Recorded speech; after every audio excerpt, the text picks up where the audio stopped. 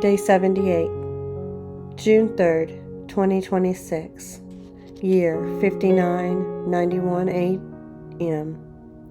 It's the fourth day of the week, Wednesday, the 18th day of the third month. Fellowship is not optional. You cannot carry fire alone. Daily Devotional by Pastor Vaughn. Scripture reading, Acts 2:42. And they continued steadfastly in the apostles' doctrine and fellowship. Hebrews 10:24-25. And let us consider one another to provoke unto love and to good works, not forsaking the assembling of ourselves together as the manner of some is, but exhorting one another.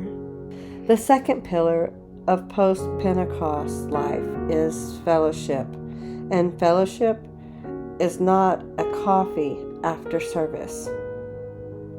The Greek word is koinonia, which means partnership, shared, participation, joint ownership of something sacred.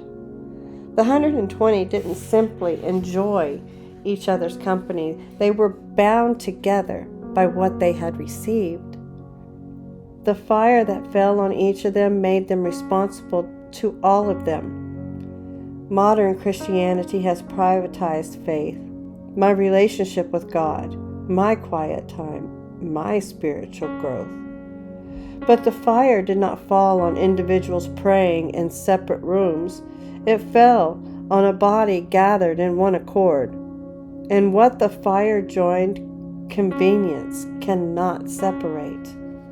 There is a reason Yahweh commands assembly, not suggests it, but He commands it, because the fire that is isolated burns out, and a coal removed from the pile grows cold.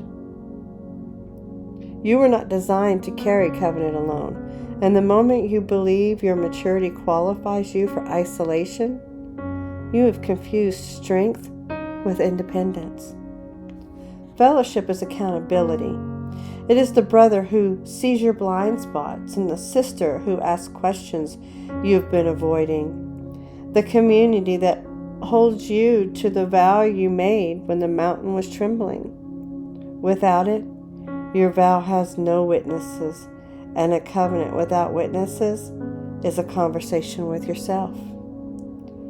The bride who stood as a wall at Shavuot did not stand alone. She stood with others, and the wall is only as strong as the stones that remain together.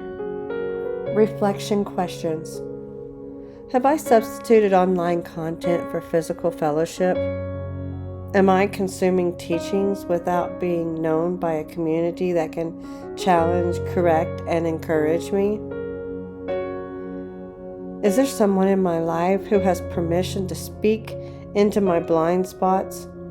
Not a social media follower, but a covenant relationship with access to my real life?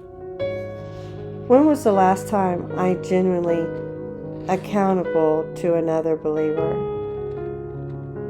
Not performing spirituality, but honesty, vulnerable about where I am struggling. The prayer. Father Yahweh, forgive me for trying to carry fire alone. I've mistaken isolation for independence and privacy for maturity, but you did not design me for solitude. You designed me for community, for the pile, for the assembly, for the fellowship that holds the coal in place. Draw me back to the body, not to perform, not to impress, but to be known, to be held accountable, to be strengthened by the presence of others who carry the same fire. Let me not forsake the assembling. Let me show up when it is inconvenient, and let me stay when it is uncomfortable. Let me be honest when it's easier to hide. The fire fell on a body. Let me remain in that body. In Yeshua's name, amen.